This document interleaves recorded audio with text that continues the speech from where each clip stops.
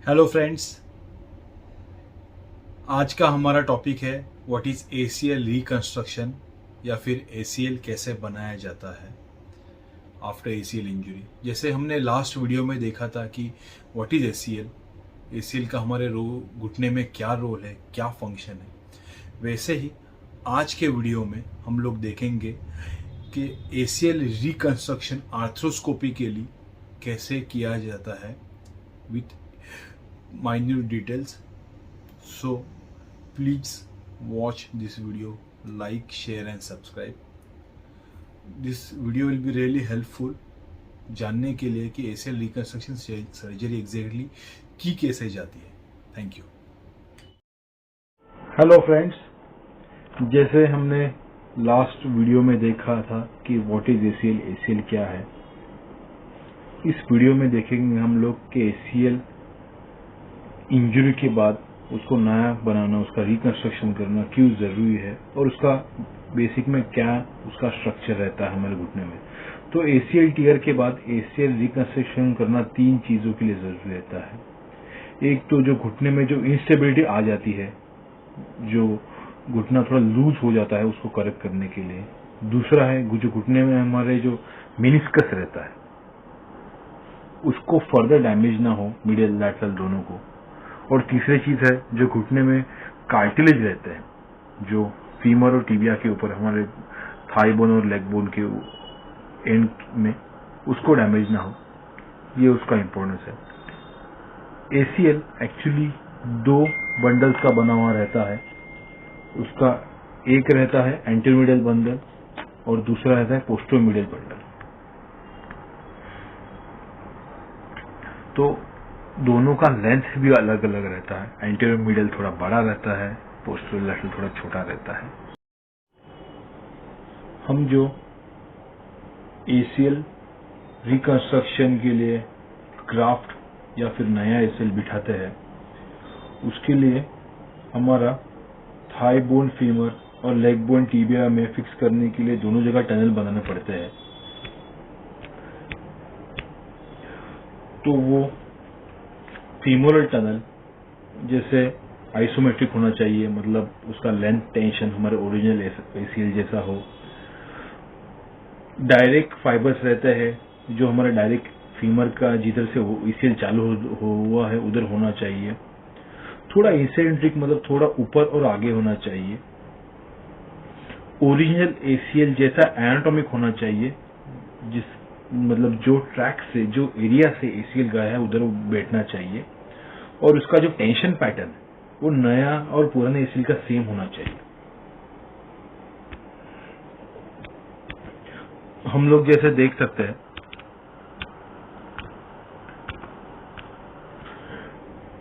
Femoral tunnel का posterior border, मतलब पीछे वाला बॉर्डर 2 mm जो फीमेल का पोस्टीरियर कॉर्टेक्स रहता है उससे आगे होना चाहिए। और जो इंफीरियर बॉर्डर रहता है 4 से 5 mm, मतलब 4 से 5 mm आर्टिकुलेटिंग सरफेस रहता है उससे ऊपर होना चाहिए। ये है, हम देख सकते हैं कि लैटरल बाइफर्केट रीच के ऊपर दोनों हमारे बंडल रहते हैं, एंटीमीडियल, पोस्टमीडियल, उधर हमारा एसीएल फीमोरल फुटप्रिंट होता है। वो बनाने के लिए आइदर हम लोग ऑफसेट जिग यूज करते हैं या कभी कभी माइक्रोफ्रैक्चर ऑल यूज करते हैं। वैसे ही टीबियल टनल के लिए भी 2-3 चीजें जरूरी है। वो ज्यादा आगे ना हो जिससे हम लोग फीमर टनल के या फिर फीमर नॉच के ऊपर इंपीज ना करें, ज्यादा पीछे ना हो जिससे हम लोग पीसीएल के ऊपर इंपीज ना करें। और दोनों टिबिया स्पाइन, मतलब जो टिबिया के ऊपर जो स्पाइनस प्रोसेस या बोनी इल्यूशन रहता है उसके बीच में हो, जिससे हम लोग मिनिस्कस या लैटरल मिनिस्कस बोलते हैं, उसके डैमेज ना करे। तो आइडियली हमारा जो टिबियल स्पाइन है या फिर टिबिया का लोकेशन है वो मीडियल टिबियल स्पाइन का अपस्लोप, मतलब जो अंदर के बाजू में जो टिबिया के ऊपर जो बोनी इल्यूशन रहता है उसके, और जो लैटरल मिनिस्कस एलएम देख रहे हैं हम लोग जैसे स्ट्रक्चर, उसके बीच में हो। तो आइडियली हमारा टिबियल फुटप्रिंट ये लोकेशन पे होना चाहिए। तो ये हमारा पहला गाइड वायर है। फिर जो डायमीटर का ग्राफ्ट आया है वो डायमीटर से हमने ड्रिल किया। दूसरी चीज, ग्राफ का टेंशन और स्ट्रेंथ, वो दो चीजों के ऊपर डिपेंड करता है। ग्राफ का डायमीटर, बहुत सारे स्टडीज जैसे आप देख सकते हैं कि जिसमें ग्राफ 8 से 8.5 के ऊपर रहा तो उसका लॉन्गिटिविटी ज्यादा रहती है।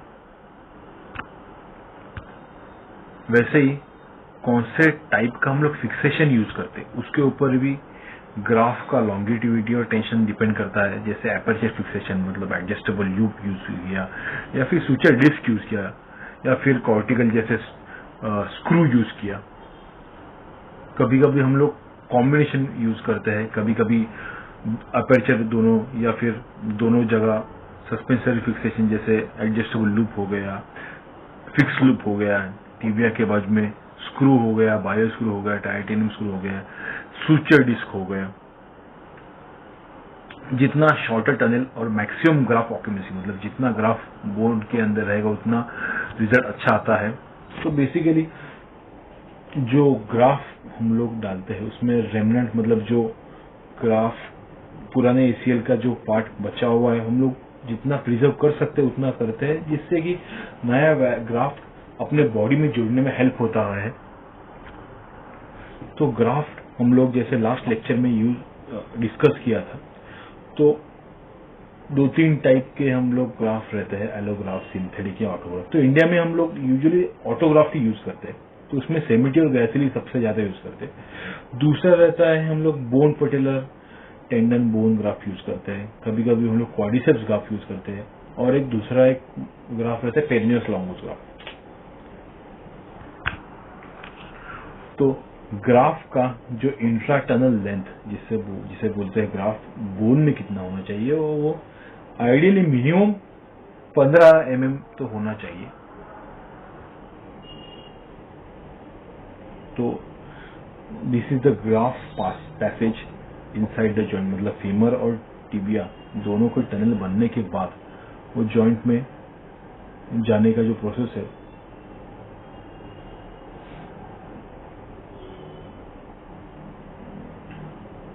आप देख सकते हो।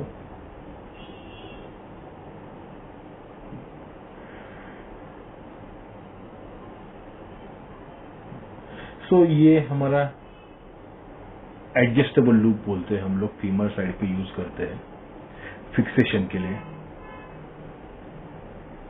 और ये फीमर के बाहर के बाजू में जाके फिक्स हो जाता है।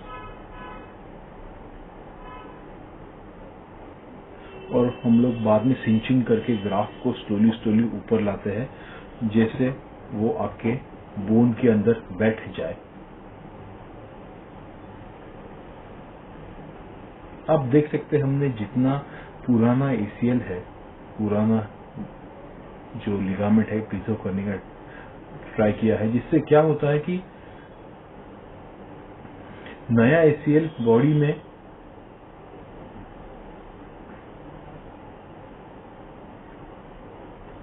इनकॉर्पोरेट होने में हेल्प होता है।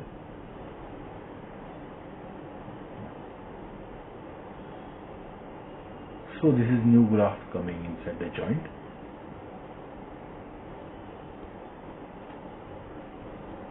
And going inside the femur internal.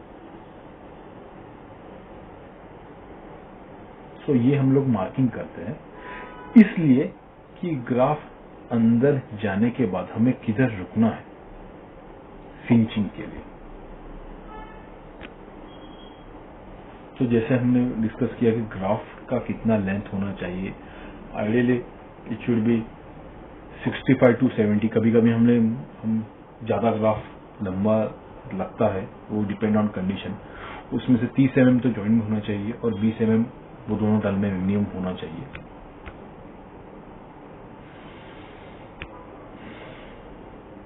Ideal ACL graph को एनाटॉमिक होना चाहिए, जैसे मैंने आपको बताया कि दोनों डायरेक्ट और इनडायरेक्ट फाइबर्स ने रिस्टोर करने चाहिए। 8 mm से बड़ा होना चाहिए, टेंशन पुराने एसीएल जैसा होना चाहिए, इम्पीचमेंट नहीं होना चाहिए। सस्पेंशन या सस्पेंशन या एपेसिस फिक्सेशन वो डिपेंड करता है कौन से लेंथ का ग्राफ्ट है, what kind of patient he is, और उसका बायोलॉजी जितना प्रिजर्व कर सके उतना हमने देखना चाहिए। ये आइडियल पोस्ट ऑफ एक्सरे जिसमें देख सकते हैं कि फीमर बोन, थाई बोन में वो एडजस्टेबल लूप का बटन किधर है, स्क्रू किधर है। Thank you.